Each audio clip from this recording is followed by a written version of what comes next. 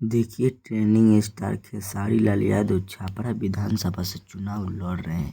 इसी के लेकर बहुत ही ज़्यादा विवाद बढ़ गई है। मनोज तिवारी और रवि किशन और तमाम भोजपुरी के जितना भी कलाकार है खेसारी लाल यादव के सपोर्ट में नहीं आ रहे हैं।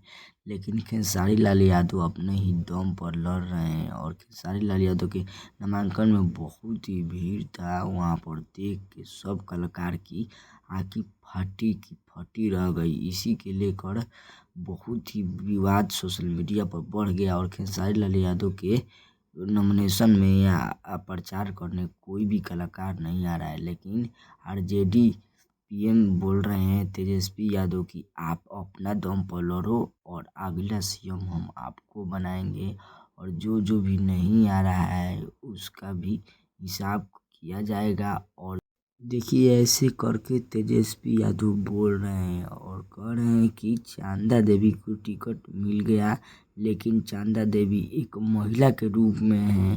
खेसारी लाल यादव आपको लड़ना पड़ेगा।